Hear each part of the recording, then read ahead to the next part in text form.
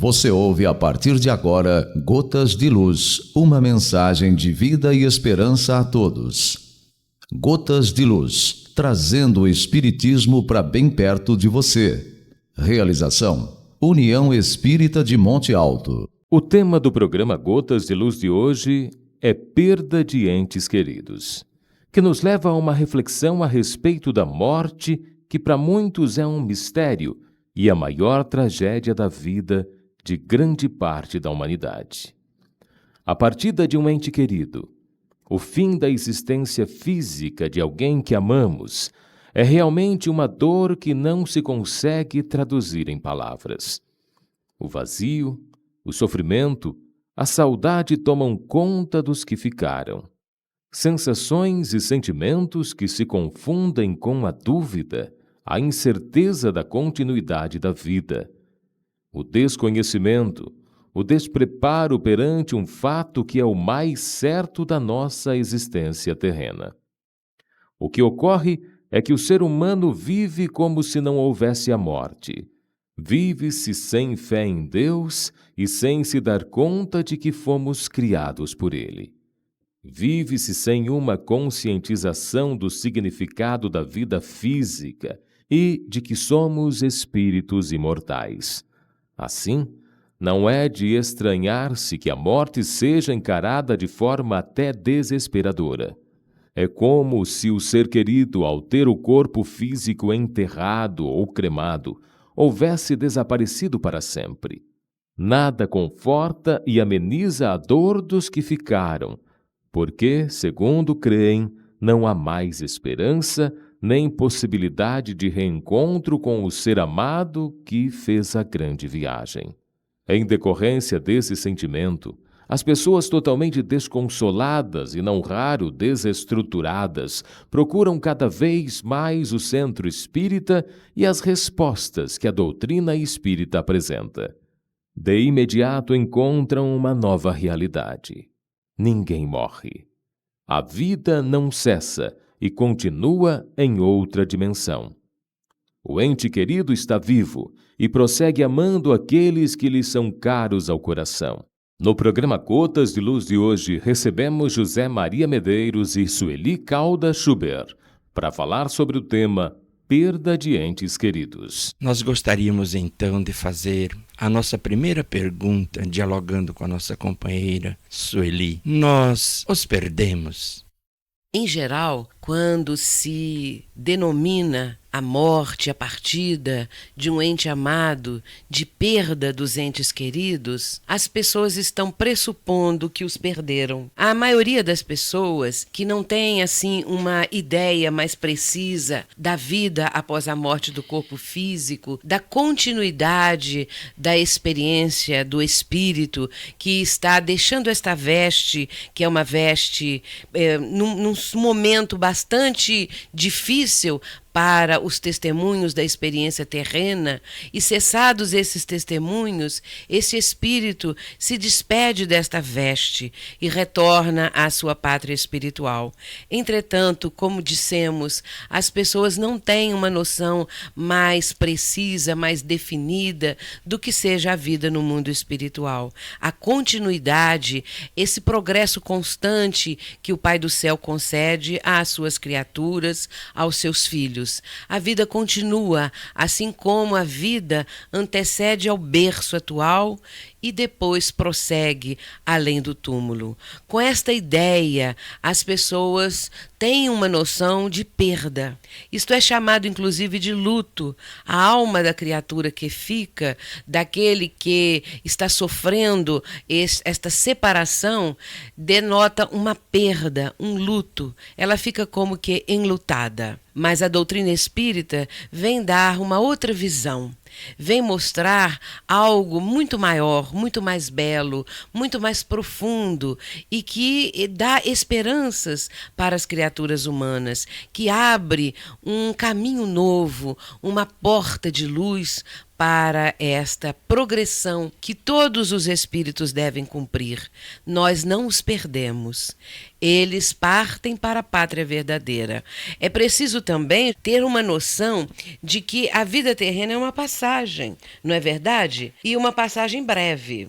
Nós interpretamos, pelo conhecimento que a doutrina espírita nos oferece, que nós estamos aqui estagiando, rememorando muitas vezes os erros do pretérito para tentarmos acertar de futuro. E, em função disso, a nossa passagem é uma passagem breve, porque a vida real, a vida verdadeira, a vida estuante e coberta de significado, ela acontece no mundo espiritual. De onde procedemos.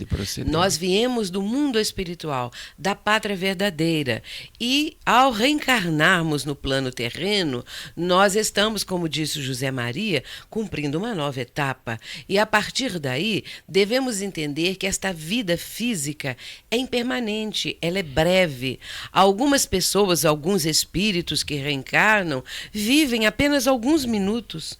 Outros nem chegam a ver a luz do mundo, porque nascem mortos ou têm apenas alguns momentos de respiração, alguns momentos de vida terrena, vida física, e depois esta se extingue e o espírito se desliga e retorna ao plano espiritual.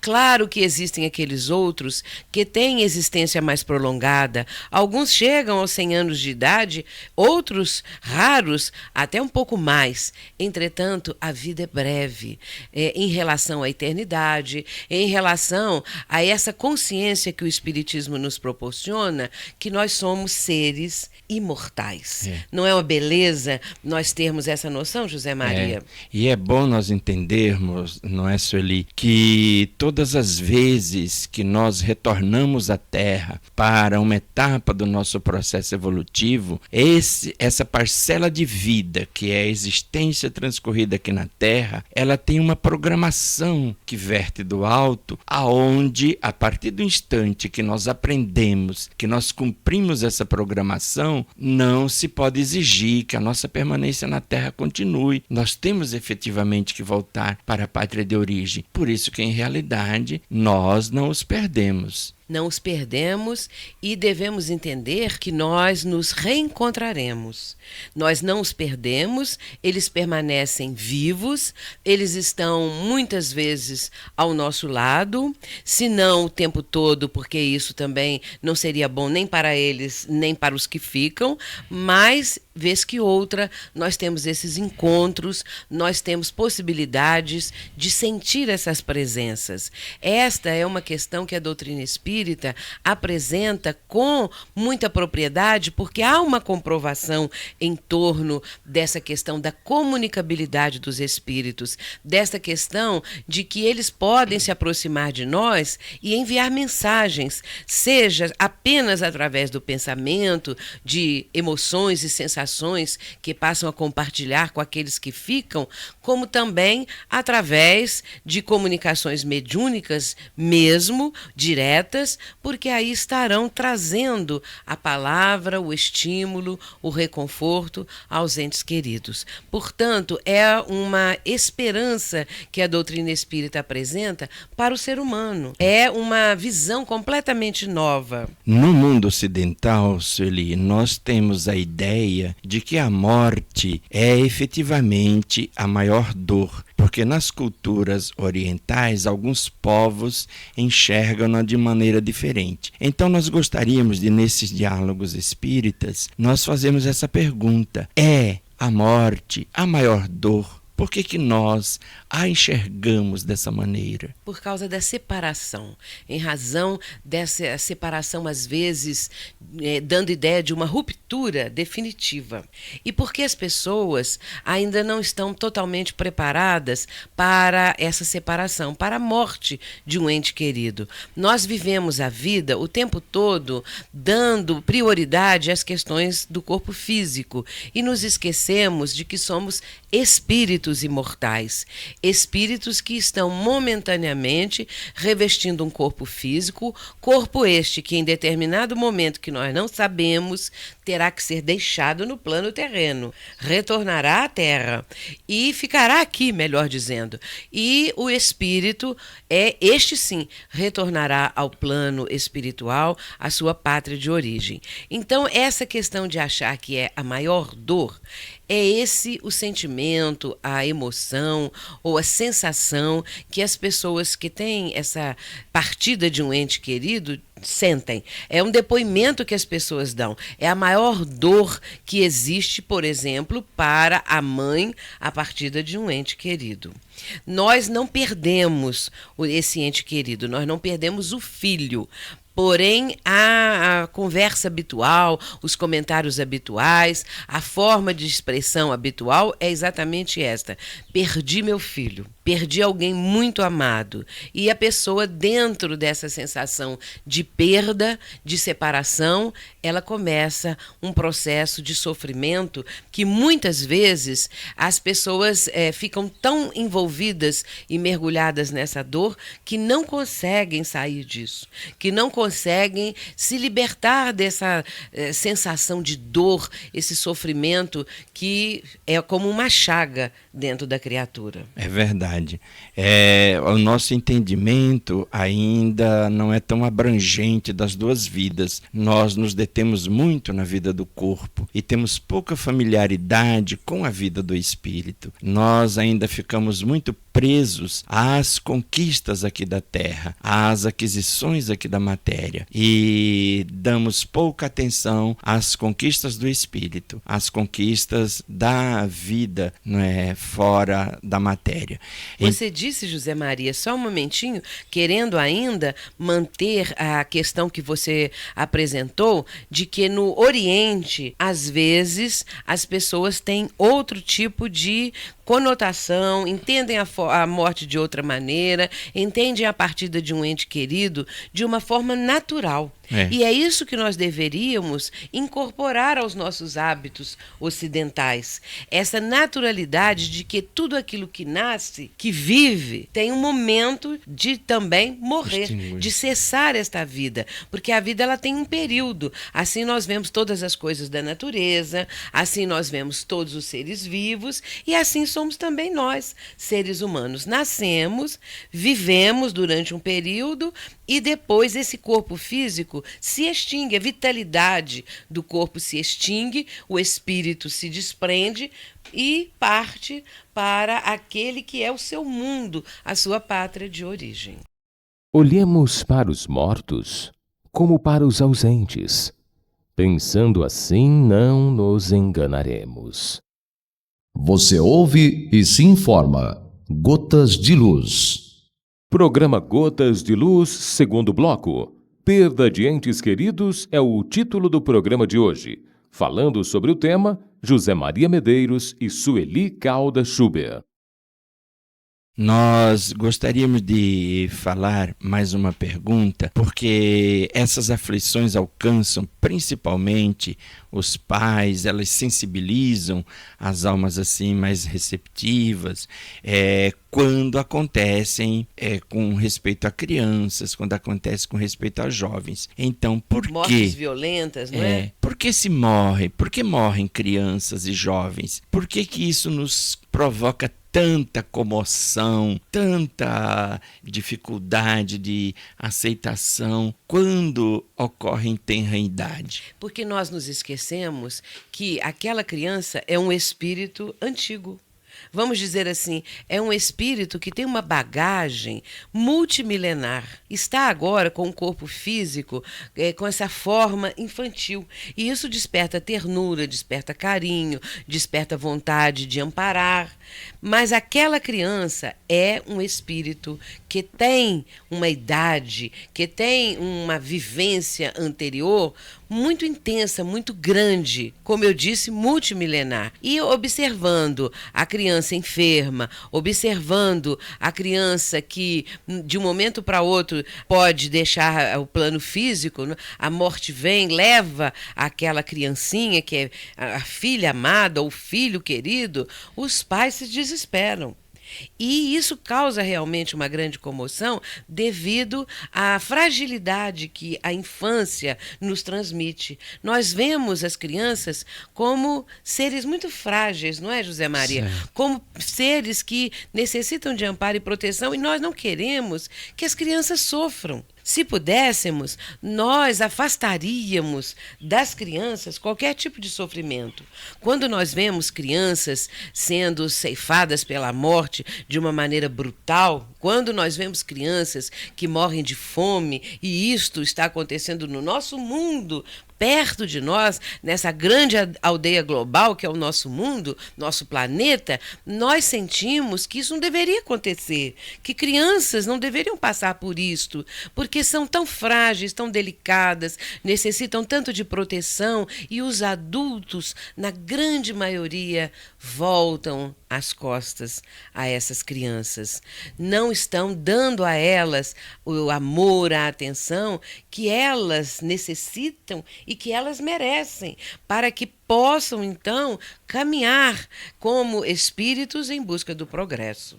Nós gostaríamos de fazer uma pergunta, Sueli, nesses diálogos espíritas, a respeito da falta de perspectiva futura dessas crianças, porque nós observamos essas crianças que estão morrendo de fome nesses locais e que, como você bem colocou, nós viramos as costas. Nós observamos que, na atualidade, há um contingente imenso de crianças em vários continentes do mundo passando por dificuldades. A falta de perspectiva de vida dessas crianças em razão da desnutrição, em razão do descaso, em razão de uma série de coisas, da má distribuição de renda, que nem vale a pena abordar aqui. Mas nós observamos que contingentes imensos de crianças não têm futuro, não têm uma perspectiva. Esta falta de perspectiva, por exemplo, para os pais, quando os pais observam que as suas crianças morreram em tenra idade, que o seu filho não viveu o tempo que ele gostaria, isso lanceteia mais o coração dos familiares, isso maltrata, magoa mais. Sim, evidentemente que quando há uma perda na família de um adolescente, de um jovem, de um estudante, de uma criança, esses ainda em tenra idade, nós observamos que os pais passam a acalentar uma sensação também de perda do futuro. Porque se aquele filho em que eles depositavam tantas esperanças, esteja ainda na fase infantil e tenha partido para o mundo espiritual nesta fase, ou um adolescente, um jovem, alguém que já esteja na universidade, nos quais os pais depositam todas as suas esperanças, quando isso acontece, quando vem a morte de um desses, há essa total, absoluta situação de perda irreparável para os pais, até mesmo de perspectiva de futuro, porque eles próprios sentem isto. Eles próprios estão numa condição de que não vale mais a pena planejar coisa alguma, não vale mais a pena sonhar, porque de repente vem a morte, vem uma tragédia qualquer, e aquele filho querido, aquela filha amada, vão para o outro lado da vida de uma maneira muitas vezes até violenta, numa situação que agride, magoa os pais. Então esse é também um tipo de sentimento que os pais sentem dentro do seu mundo íntimo quando há a partida de uma criança, de um filho jovem, de um filho que ainda está representando para os pais aquela esperança de dias melhores, de futuro, e os pais vão acalentando isso e de repente o sonho acabou. Ô Sueli, e muitas vezes, quando morre-se assim nessa faixa de idade, os pais às vezes têm uma conduta de cultuar a memória do seu filho, me parece que de uma maneira doentia, de uma maneira, digamos, desequilibrada, desarmonizada. Essa coisa de guardar os objetos no mesmo lugar, de guardar o perfume que usou, de guardar esta ou aquela coisa. Como é que isto se reflete não apenas na vida das pessoas que assim agem, mas na vida que continua dessas crianças, desses espíritos, desses filhos no mundo espiritual. Nós vemos isso como um extremado amor dos pais. Às vezes os pais imaginam que preservando tudo aquilo que os filhos gostavam, usavam, roupas, objetos, o próprio quarto, que às vezes é mantido fechado, isso significa para eles uma prova de amor. Os pais estão achando que com isso estão dando provas de amor ao filho que partiu, ao ente querido que foi para o outro lado da vida. Entretanto, a doutrina espírita vem trazer para todos os pais, para todos os familiares, para todas as pessoas que passaram por essa situação, que passam ou que vão ainda enfrentar uma situação dessas, esta outra compreensão, esta perspectiva nova, este horizonte amplo de que a vida continua e de que seus entes queridos, na verdade, não se extinguiram, que os liames de amor não se romperam. Portanto, não há necessidade absolutamente de preservar os objetos, de venerá-los, de mantê-los fechados, ou até mesmo os próprios familiares não vão lá olhar aqueles objetos porque não conseguem, se sentem mal, parece que naquele instante em que estão dentro daquele quarto ou vendo os objetos que pertenciam ao ente que partiu, isto traria mais dor ainda para eles. Nesse caso, a doutrina espírita nos tem mostrado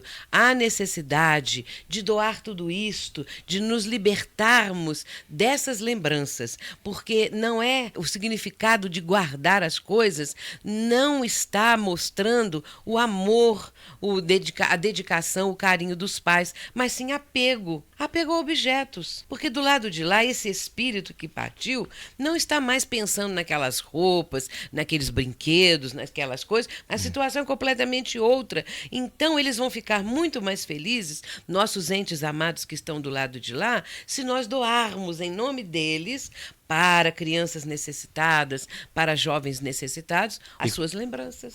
E qual seria a melhor forma de cultuar a memória deles? Seria lembrar-se dos momentos felizes, seria lembrar-se de todo o tempo que passou junto, seria lembrar-se do fato de ter convivido com aquele espírito, aquele tempo, aonde houve demonstrações de grande carinho, de grande afinidade. Como é que nós poderíamos estar esclarecendo as pessoas que perdem entes queridos, qual seria esse processo de reconstrução daquela alma que está combalida pela dor? Claro que o lembrar, o rememorar os momentos felizes é muito bom, mas a gente nota, de uma maneira geral, as pessoas começam a se lembrar dos momentos complicados, porque elas começam a ter uma sensação de culpa. Ah, eu falei aquilo com ele, eu falei aquilo com ela, eu tomei tal atitude, eu não permiti que ela fizesse isso ou que ele fizesse aquilo, eu bloqueei, às vezes, uma vontade, um estímulo, um desejo do meu filho ou da minha filha, e, de repente, as pessoas que ficaram começam a lembrar de várias situações em que chamaram atenção, em que houve uma briga, em que houve um desentendimento, e se sentem culpadas, e começam a achar que poderiam ter tratado melhor. Outros começam a pensar que porque o filho adoeceu, o marido ou a esposa ou um noivo, um ente querido, afinal de contas, adoeceu, aquele que tinha a responsabilidade de cuidar, de tomar providências, começa a pensar assim: será que eu fiz tudo o que devia? Será que eu não deveria ter feito mais? Será que eu não tardei com as providências? Será que não levei muito tarde ao hospital? Será que não chamei um médico atrasado? Deveria ter sido antes, horas antes, dias antes. Isto é muito comum acontecer. As pessoas começam a se culpar, um processo de interrogação contínua. O que eu deveria ter feito? Por que eu fiz isso? Por que eu não fiz aquilo? há essa espécie de avaliação de tudo que a pessoa fez, mas o que elas, na verdade, estão se prendendo são exatamente os momentos complicados, negativos, os difíceis e também a sensação de culpa. Nós costumamos dizer a essas pessoas, quando elas vêm ao atendimento fraterno, quando buscam ajuda, quando conversam conosco, que não mantenham essa sensação de culpa. Fizeram o que acharam que era melhor. Naquele momento em que a pessoa se viu diante de uma dor de um ente querido, de uma enfermidade atroz, de uma situação dramática, a pessoa toma a iniciativa que era melhor no momento, que era aquela que ela teve condições de raciocinar e de providenciar. Então não adianta ficar pensando assim, e se eu fizesse 10 minutos antes, 2 horas antes, não é mesmo, José Maria? E a pessoa fica naquela culpa. Outras criaturas que entes queridos partiram para o lado de lá, começam a pensar assim, eu creio que fulano ou fulana querem falar comigo. Meu filho quer me mandar um recado. Eu já vi casos de pessoas que chegam perto de mim e dizem assim, eu sinto que nos momentos finais meu pai queria me falar alguma coisa e não conseguiu. Gostaria de ter esta comunicação através da mediunidade, através de uma reunião mediúnica, através de um médium, para que meu pai dissesse o que ele queria dizer. Ou então um filho, ou então alguma situação assim. Isso também é muito comum. As pessoas começam a pedir que nós, médiuns, nós que trabalhamos em casas espíritas, procuremos de alguma maneira a sintonia com o seu familiar que está desencarnado, para que assim eles possam ter aquela resposta, aquela explicação, aquelas palavras finais. Mas o que nós entendemos disso, José Maria?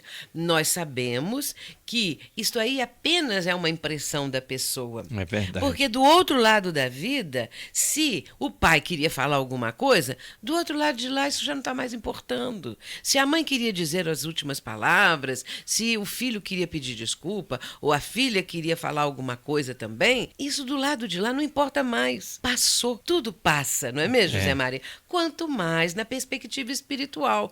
Porque o familiar desencarnado já está no plano espiritual, na sua verdadeira casa, que é a casa espiritual, o plano espiritual, a verdadeira pátria, melhor dizendo ainda. E a partir dali, o que ele vai querer? O seu progresso, o trabalho, a sua adaptação a essa nova vida e mantém sim a saudade e os liames de amor, mas numa outra compreensão. Numa compreensão já bem mais abrangente a respeito desse amor terreno. Mesmo porque, muitas vezes, esse laço afetivo, como pai e filho, está se dando naquele momento, naquela jornada reencarnatória. Às vezes, aquela união vem de uma outra singularidade dentro do próprio seio familiar. Não necessariamente nós nascemos e renascemos sempre como pais e filhos. É claro, tá certo? Isso mesmo. Então, às vezes a pessoa acha que já foi pai ou mãe daquela criança, daquele jovem que está ali, sempre, em todas as reencarnações, mas não é assim.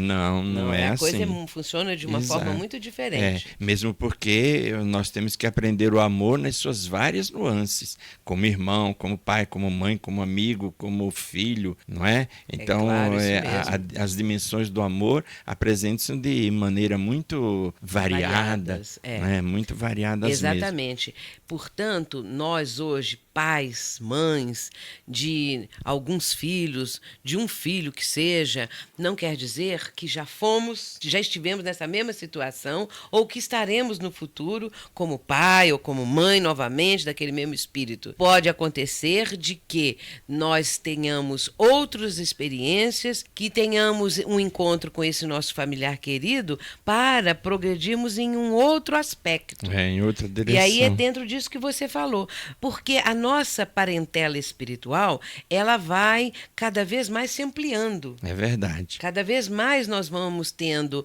uma amplitude maior de compreensão e uma possibilidade de alargar o nosso círculo de parentela espiritual. E isso é bom porque é o amor que se expande. Agora, o interessante, né, Sueli, das pessoas era que nós tivéssemos essa condição, essa capacidade de estarmos constantemente falando para o outro, seja filho, seja pai, seja mãe, seja companheiro ou companheira, o quanto o outro é importante na nossa vida, o quanto o outro alegrou a nossa vida, o quanto nós estamos contentes de ter nascido naquela família, porque quando nós, como você disse, estamos de passagem, não sabemos quando vai haver aquela despedida, aquela separação. Então o que a gente tem que dizer o quanto antes. O quanto antes. Mas nós vamos protelando. Nós vamos protelando. Então, dizer que amamos, não é? Porque às vezes a gente fica muito tempo sem dizer que ama uma pessoa. Nós podemos estar fazendo isso através da nossa doação, através de cuidados, de ternura que nós dedicamos àqueles nossos familiares. Mas às vezes também devemos dizer o quanto nós os amamos, não é? O quanto nós estamos felizes com a presença deles. E, enfim, existem muitas maneiras de externar o amor. A morte não é mais do que o regresso à verdadeira vida. Você ouve e se informa. Gotas de Luz. Programa Gotas de Luz, terceiro e último bloco. Perda de entes queridos é o título do programa de hoje. José Maria Medeiros e Sueli Calda Schubert continuam nos falando sobre este tema. Agora, uma outra coisa, Sueli, que as pessoas às vezes interpretam essas desencarnações, principalmente de jovens, de crianças, quando em circunstâncias de violência ou prematuras, de acidente, de alguma coisa assim, as pessoas às vezes interpretam isso como se fosse castigo. Elas têm um entendimento de que Deus está punindo-as por alguma coisa que ela fez. Por que a pessoa, ela sempre tem a ideia de que ela está errada, ela tem um débito para pagar e que Deus só sabe cobrar esse débito se for de maneira punitiva? Será que Deus não teria outra maneira? Ou será que realmente isso não é punição? Pois é, veja que as pessoas, às vezes, não propriamente que estejam se sentindo em débito, às vezes até, José Maria, a pessoa diz assim: nunca fiz mal a uma mosca sequer. Sou completamente inocente de tudo. Por que Deus está me castigando? Isso ainda é pior. Certo. Porque quando a pessoa sente que tem alguma culpa, ela sente que está sendo punida, sente que está sendo castigada dentro desse enfoque, não é? Que as pessoas têm, mas isso de alguma maneira vai trazer para ela uma certa libertação da culpa, porque passou pelo castigo. Agora, quando a pessoa acha, que sente no seu mundo íntimo que não tem nenhum débito, que não deve nada, que nunca fez mal a ninguém, que é uma pessoa boa, não merece aquilo que está passando. Nesse caso, ela sente isso como um castigo divino. Porque, na verdade, as religiões predominantes, elas não trazem uma resposta satisfatória, elas não dão uma explicação cabível para todos esses sofrimentos, para todas essas situações que acontecem na vida do ser humano, na vida terrena. Elas não têm uma visão do mundo espiritual, elas não entendem que todos nós somos espíritos e, a partir dessa prioridade que se dá ao corpo físico, à vida física, é claro que uma partida abrupta de um ente querido levada pela morte, esse ente querido levado pela morte, é claro que isso vem para a pessoa como um castigo. E o Espiritismo nos mostra que o Pai do Céu não está punindo, castigando os seus filhos. Nós é que fomos, em outras épocas, em outras circunstâncias, em outras reencarnações, nós que ofendemos a lei divina, nós que agredimos as leis divinas e atraímos para nós o resultado disso. É a lei de causa e efeito, é a lei de ação e reação, porque toda ação terá uma reação correspondente, não é assim, José Maria? É. Toda causa, todo efeito tem uma causa. Então, nesse caso, nós temos que procurar a causa disso. Certo. E a causa está, na maioria das vezes, nesses casos assim, numa existência precedente. Nós podemos, então, entender que, depois da desencarnação, esses espíritos podem até fazer uma avaliação do período em que estiveram na Terra, podem até fazer uma retificação das suas propostas propostas de crescimento, podem até almejarem uma outra reencarnação dificultosa como uma forma de burilar mais. Com certeza. E aí vem também um outro questionamento dos familiares. Por que que uma criança que não chegou a cometer erros, que não chegou a pecar, como se dizia antigamente, hoje nem se usa mais, não é? Falar por que que a pessoa não pecou, ou seja, a pessoa não errou, não cometeu erros. Então, de que valeu essa vida, não é mesmo? Então, essa criança é inocente, é pura, na visão dos seus familiares. Porém, como nós sabemos que são espíritos antigos, com experiências multimilenares, é claro que aquela vida pequena, breve, de um instante que passou tão depressa, é, na maioria dos casos, complemento de reencarnações anteriores, em que havia necessidade desse complemento. Agora, essa criança vem para fazer um chamamento para os pais, para possibilitar aos pais doar amor, carinho, aconchego, aquele espírito que retornou, mesmo que seja por breves horas ou breves anos aqui de vida, não é? Agora, no plano espiritual, todos esses espíritos vão estar no lugar que fizeram por merecer. Se uma pessoa parte para o outro lado da vida após ter cometido crimes, desatinos e desregramentos e tudo mais, é claro que ela vai ficar num plano espiritual inferior, compatível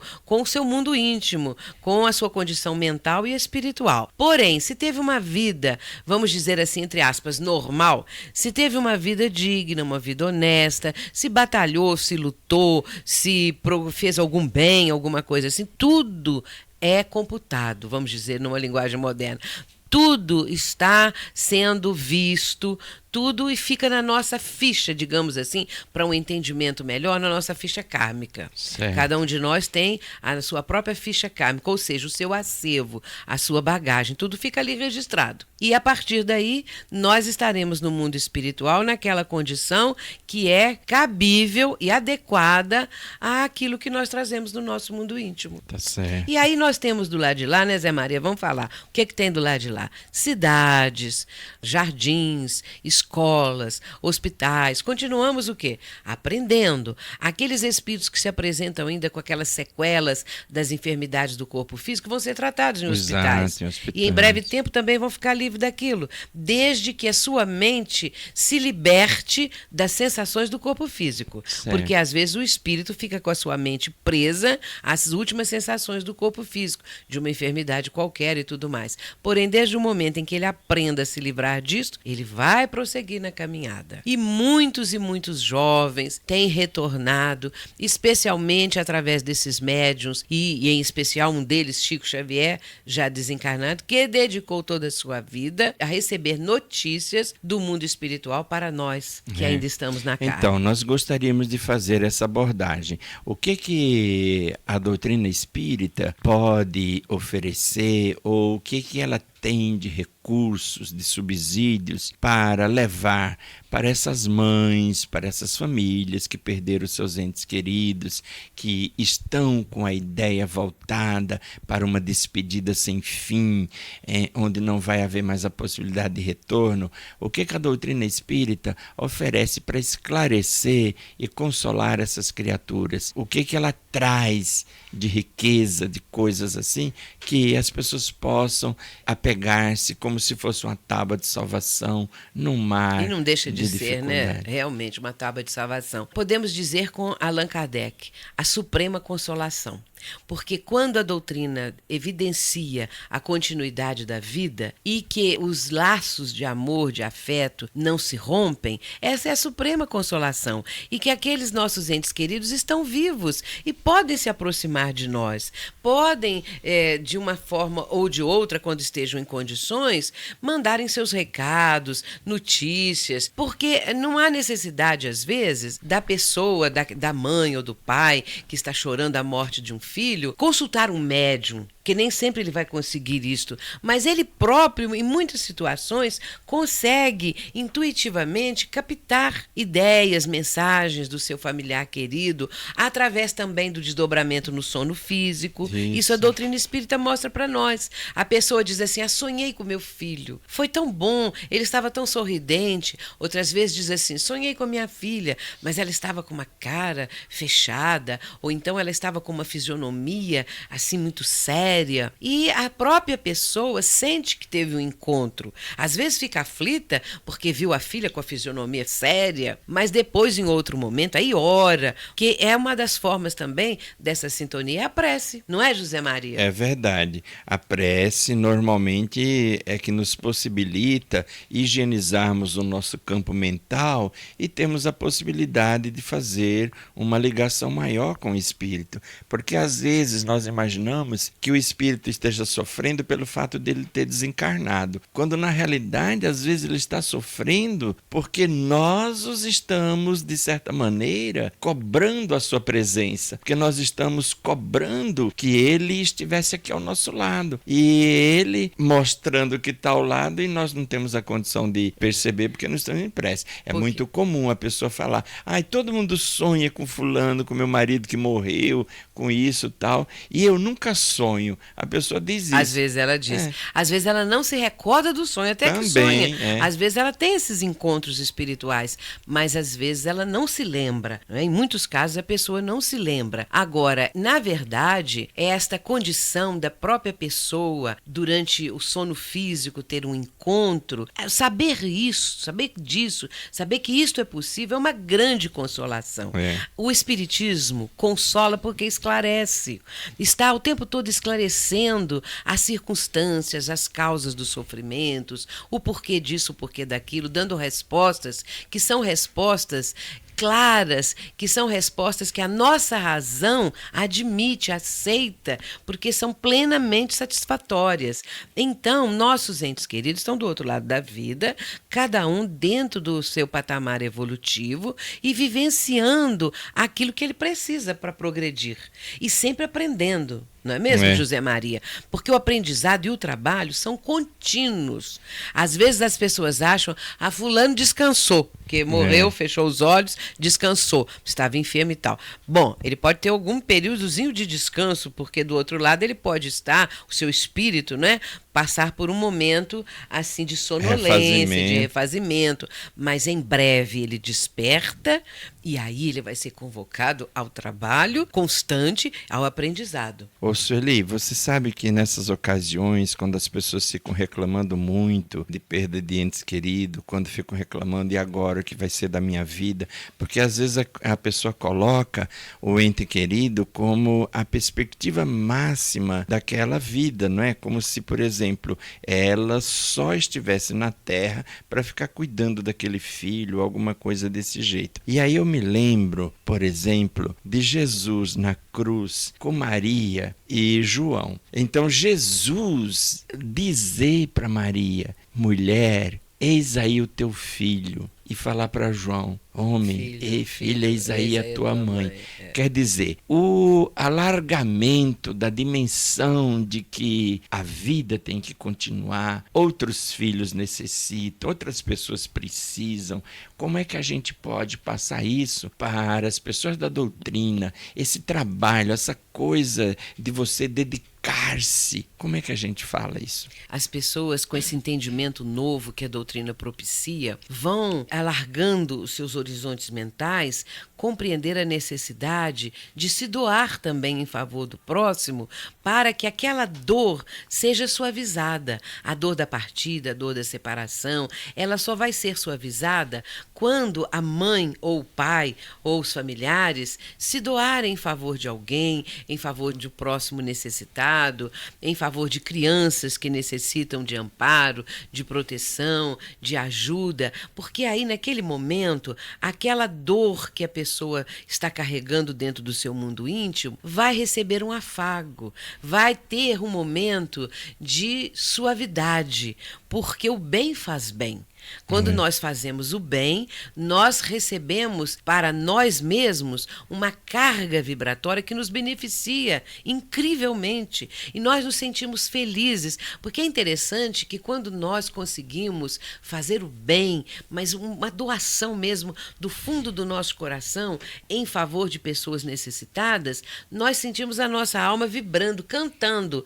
Nós saímos daquele local numa felicidade que não tem possibilidade de descrição. Nós não conseguimos descrever isso. Nós não conseguimos descrever esta felicidade que sentimos quando proporcionamos alguma coisa a alguém. O maior beneficiado é a própria pessoa que fez o bem. E, nesse caso, fazer o bem em nome do nosso familiar querido que passou para o outro plano da vida é a melhor forma de também vibrar em benefício dele. Às vezes, como você disse aí há pouco, a pessoa fica chorando, reclamando e fica o tempo todo querendo perto de si o seu parente, o seu familiar, vai causar sofrimento a ele, como você disse, porque ele precisa continuar a sua caminhada e ele necessita que aquela pessoa ou aqueles familiares que estão chorando a sua partida, ele necessita da compreensão dessa outra etapa que se abre para ele, que vai manter, sim, os elos de amor, que vão ser até mesmo mais fortalecidos, mas que ele também precisa caminhar. É como um filho que precisa ir para o exterior, por exemplo, para um país longínquo, para crescer profissionalmente. Nesse caso, vamos entender, o filho está na pátria espiritual, para amadurecer espiritualmente, para novas etapas, para novos aprendizados. E isso vai suavizar esta amargura, esse desconsolo, essa dor profunda que uma mãe, um pai, um familiar, uma pessoa sente do seu ente bem amado, bem querido. E o amor, Sueli, ele permanece mesmo com essa ruptura, mesmo com essa separação, que é uma separação física, não é muito grande, muito profunda, porque enquanto a pessoa está aqui e um filho partiu para o exterior, você sabe, a correspondência existe, o telefonema, alguma coisa assim, e você alimenta isso. Agora, quando parte para o mundo espiritual, o amor, tanto aqui quanto do outro lado, como é que ele... Permanece, claro. Esses liames afetivos se tornam até mesmo mais fortes, mais fortalecidos. E quanto mais a pessoa tiver fé, tiver confiança em Deus, quanto mais a pessoa buscar no trabalho do bem a ligação necessária, a sintonia com seu ente amado, com seus entes queridos que estão do outro lado, mais ela também se sentirá planificada. Então é muito importante que você que está sofrendo, que você que está sentindo a dor desta saudade, tenha esse entendimento, mantenha acesa a chama da esperança, a certeza que você encontrará o seu ente querido, você encontrará aquele que está do outro lado da vida, porque um dia também você irá para esse outro lado. Todos nós vamos passar, toda essa geração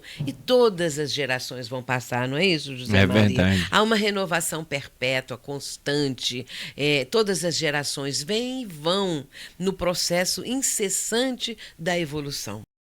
Encerrando o programa de hoje, ouça agora a mensagem final.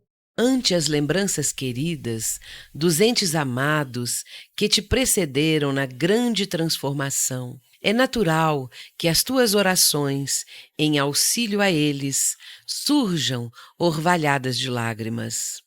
Entretanto, não permitas que a saudade se te faça desespero.